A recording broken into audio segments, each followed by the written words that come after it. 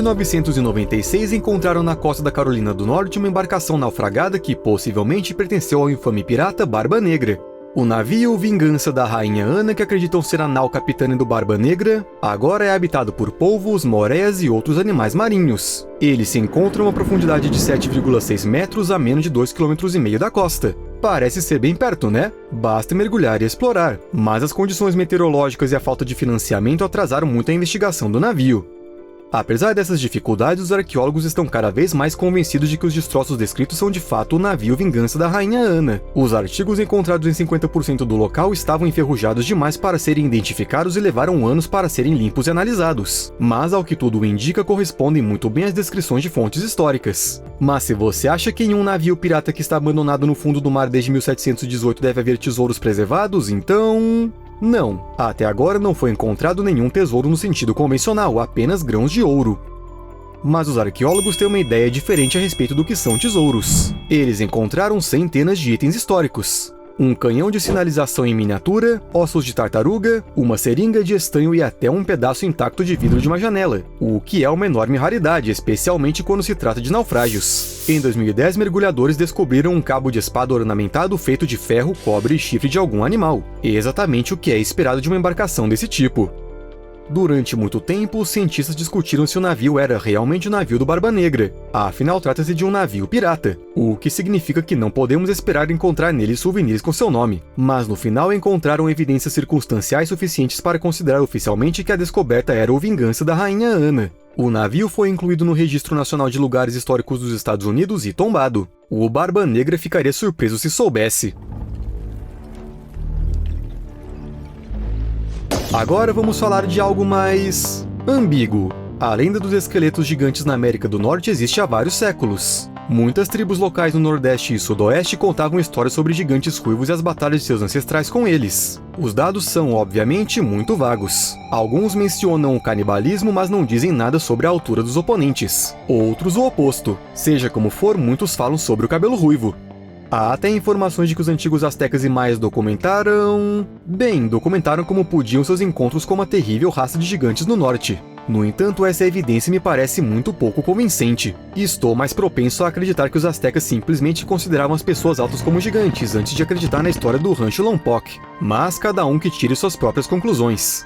Vamos lá. Em uma manhã de 1833, um grupo de soldados mexicanos instalados em Lompoc estava cavando um poço para armazenar pólvora em um velho rancho. De repente, os soldados encontraram um esqueleto humano. Aparentemente, seu comprimento era de mais de 3,60 metros. O gigante tinha fileiras duplas de dentes nas mandíbulas superior e inferior e estava cercado por oferendas, como conchas ornamentadas, enormes machados de pedra. É estranho que não houvesse por perto algum antigo computador inventado por uma civilização perdida e altamente desenvolvida.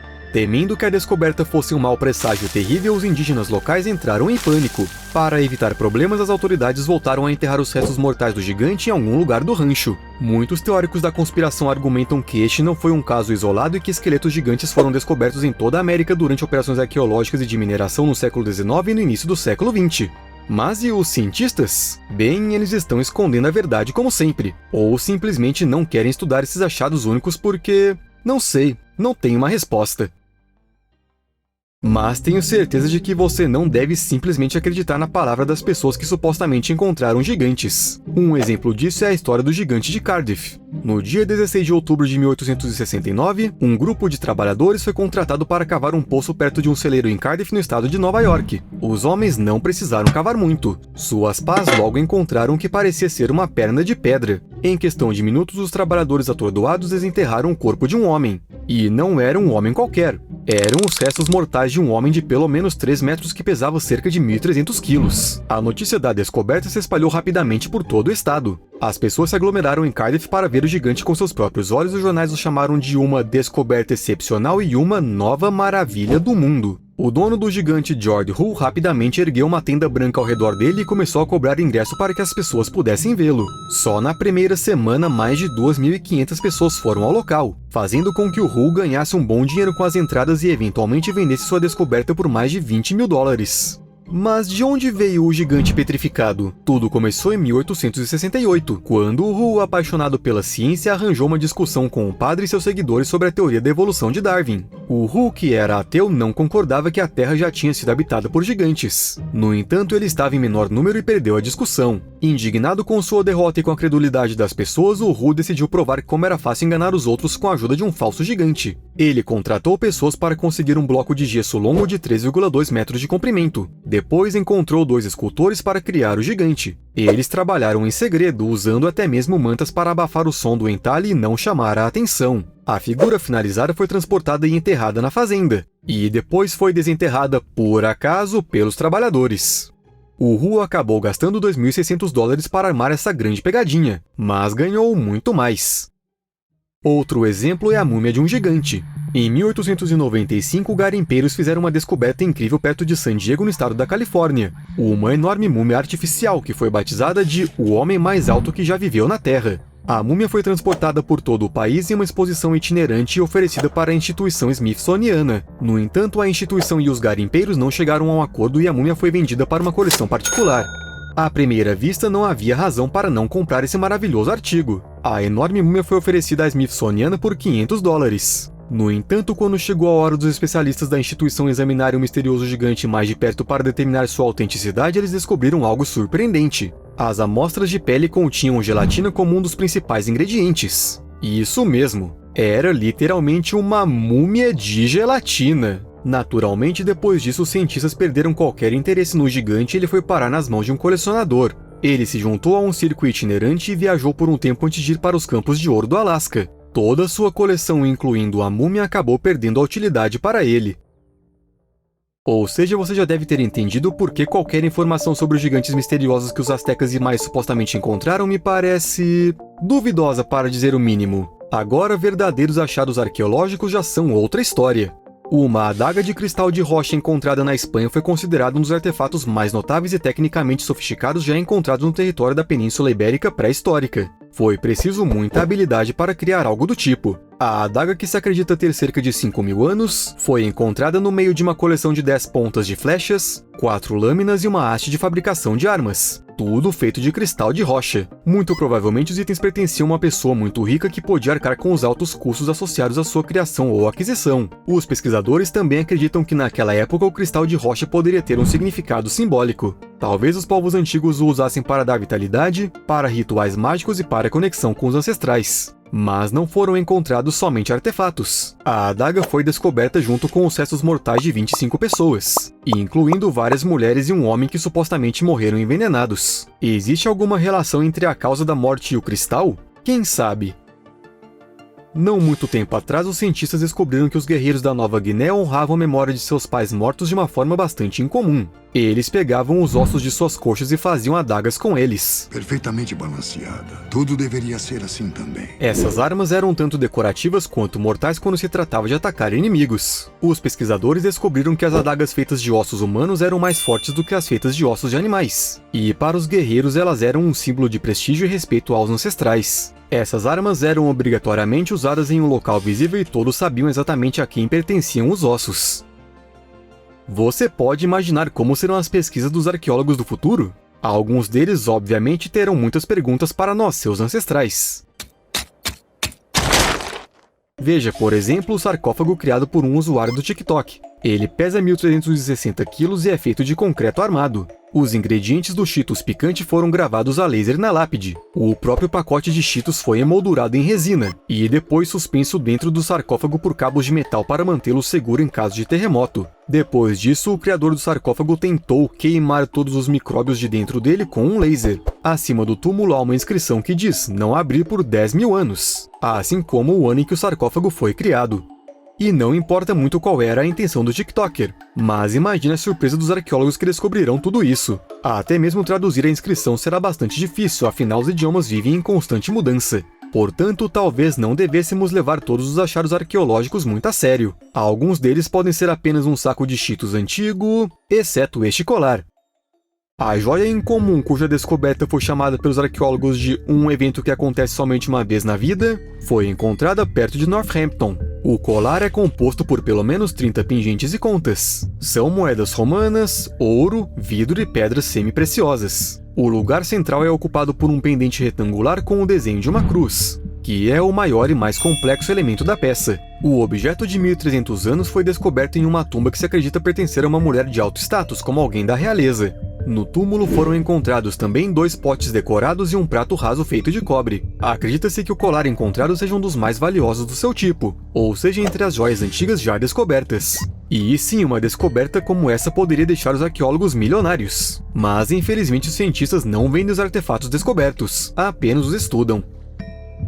Porém, às vezes os arqueólogos se apropriam de seus achados. A história de Howard Carter e a famosa tumba do Tutankhamon foram tema de discussões por muitas décadas. Os rumores diziam que o arqueólogo tinha roubado alguns tesouros do faraó. Apesar da falta de evidências concretas na época, hoje sabemos que o Carter obviamente não tinha problemas em roubar do faraó morto. A tumba de Tutankhamon foi descoberta em 1922 por Carter e sua equipe, que foram os primeiros a entrar nela. O tesouro que havia lá dentro era enorme. Havia camas banhadas a ouro, estátuas de ouro em miniatura e amuletos intrincados que serviam para proteger os mortos em seu local de descanso final. Acreditava-se que enquanto estava lá dentro, Carter tinha roubado pelo menos um desses amuletos. Posteriormente, ele deu o item de presente para o tradutor de hieróglifos Sir Alan Gardner. Após a morte do Carter em 1939, 18 itens retirados da tumba foram encontrados em sua coleção. Temendo prejudicar as relações entre a Inglaterra e o Egito, os itens foram vendidos discretamente para o Museu Metropolitano de Arte e para o Museu Egípcio do Cairo. Hoje em dia, todos os achados voltaram para o Egito. E já que estamos falando de descobertas enormes, não podemos deixar de mencionar a caverna Denisova. Na última década, alguns dos fósseis mais incríveis já encontrados foram descobertos nela. Para as pessoas distantes da arqueologia e da paleontologia e sem ferramentas especiais, é pouco provável que elas pareçam interessantes. Mas os fósseis da caverna contêm DNA de dezenas de milhares de anos. O material genético demonstra que os denisovanos eram um ramo separado da evolução humana, uma linha perdida. Em algum momento, os denisovanos desapareceram, mas antes disso se miscigenaram com os humanos contemporâneos. Hoje em dia, pessoas em lugares como o leste da Ásia e a Nova Guiné ainda carregam fragmentos de DNA denisovano. É provável que os povos antigos tenham vivido nesta caverna por até 300 mil anos. Um cavalo pré-histórico de 32 mil anos também foi encontrado lá. Uma agulha de osso de 50 mil anos foi descoberta no sítio arqueológico em 2016 e descrita como a mais antiga agulha conhecida. Na mesma caverna foram encontrados restos de um monte de outros animais, tanto animais que ainda existem quanto espécies extintas. Lá foi encontrada também uma estatueta de um leão das cavernas esculpida na presa de um mamute. Sim, é um leão. Não, ele não está bem. Mas a estatueta do leão, embora não tenha uma aparência muito boa, teve sorte. O mesmo não pode ser dito dos donos das mãos encontradas em um antigo esconderijo egípcio. A descoberta feita em 2011 de 12 mãos decepadas esclareceu muito sobre uma prática conhecida como ouro de honra. Era um ritual realizado pelos guerreiros egípcios para obter o reconhecimento do faraó, que os recompensava com colares de ouro ou pingentes de ouro no formato de moscas. E não, obviamente as mãos não pertenciam aos próprios soldados, mas a seus inimigos mortos. Eram como troféus. Elas eram cuidadosamente cortadas, todos os ossos abaixo do pulso eram removidos de modo que sobrassem apenas a mão e os dedos. Ao que tudo indica, o faraó se recusava a aceitar todo o resto. Além disso, os arqueólogos não encontraram cortes nos ossos, o que significa que era necessária uma precisão quase cirúrgica para a separação. E, claro, uma ferramenta adequada. No Antigo Egito, eles entendiam muito bem de medicina e amputações, mas as evidências históricas da primeira operação desse tipo aconteceu na ilha de Bornéu. Há cerca de 31 mil anos nas florestas tropicais da ilha, uma ferramenta de pedra encontrou um osso e um membro foi decepado, mas seu dono permaneceu vivo. Essa é considerada uma evidência da primeira amputação cirúrgica conhecida, dezenas de milhares de anos antes do advento dos instrumentos cirúrgicos contemporâneos, dos antibióticos e dos analgésicos. Primeiro, um esqueleto humano intacto foi descoberto, cuidadosamente enterrado em uma caverna. A pessoa cujo sexo não pôde ser determinado pelos ossos tinha cerca de 20 anos no momento da morte. Quando o esqueleto foi completamente escavado, os pesquisadores notaram que a parte inferior da perna esquerda estava faltando. Porém, os ossos estavam cicatrizados na parte inferior, um claro sinal de recuperação após uma lesão traumática. A perna foi cortada em linha reta, sem sinais de esmagamento ou quebra, o que aconteceria se uma pedra tivesse caído sobre ela ou se o membro tivesse sido mordido por um animal. O motivo da amputação é desconhecido pelos cientistas, mas deve ter sido uma ótima razão. É pouco provável que 31 mil anos atrás alguém concordasse facilmente em perder uma perna sem um bom motivo. Teria sido muito fácil morrer por causa disso, mas o paciente viveu por pelo menos 6 anos, que é o tempo necessário para os ossos se fundirem, e isso é uma eternidade para aquela época. Se bem que é pouco provável que os povos antigos pensassem em algo como a vida eterna. Já na China, eles constantemente sonhavam com isso. Lá em outubro de 2018, arqueólogos descobriram um pote de bronze de 2000 anos cheio de um líquido amarelo, que em algum momento foi considerado o elixir da imortalidade. No entanto, a mistura foi encontrada no túmulo de uma pessoa falecida, ou seja, ele não funcionou muito bem. A princípio, o líquido foi confundido com uma bebida alcoólica devido ao seu aroma de vinho. No entanto, uma análise mais aprofundada mostrou que os 3,5 litros da mistura consistiam em nitrato de potássio e alunita, os mesmos ingredientes mencionados em vários textos taoístas antigos para a criação de uma poção mítica da vida eterna. Naturalmente, esta mistura não tem propriedades milagrosas, especialmente depois de 2000 anos em uma sepultura empoeirada. Mas o que vem à sua mente quando você ouve a frase tumba de cachorros? E se estivermos falando do Antigo Egito?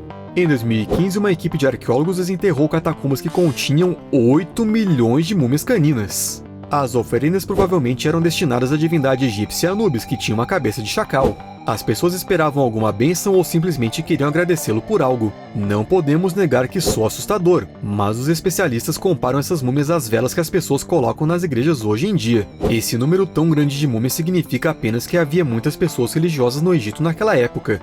E se você se interessa pelo Antigo Egito ou se pelo menos assistiu alguns de nossos vídeos históricos, provavelmente sabe que naquela época as pessoas adoravam mumificar tudo. Era uma atividade completamente normal. Mas o que ninguém esperava, nem mesmo os arqueólogos, eram os restos de um golfinho em uma sepultura medieval em uma pequena ilha no Canal da Mancha. Acredita-se que a sepultura pertencia a algum monge. A terra em que ela estava localizada já foi um lugar de isolamento deles. Mas o que tem o golfinho com isso? Os arqueólogos nunca viram nada parecido. No século XIV, quando a sepultura foi construída, as pessoas comiam golfinhos e não os enterravam, especialmente em uma pequena ilha onde já havia tão pouco espaço. No entanto, os cientistas têm 3 versões. A primeira diz que os monges não deveriam ter comido o golfinho e simplesmente esconderam um esqueleto que era uma prova. A segunda diz que os golfinhos eram preparados de forma especial. Por exemplo, eram cobertos com sal e enterrados e que simplesmente se esqueceram de desenterrar um deles. Bem, essas coisas acontecem, certo? E finalmente a terceira diz que o golfinho poderia ter algum significado religioso para os monges. E infelizmente até agora não temos a menor chance de descobrir o que realmente aconteceu. Até mais!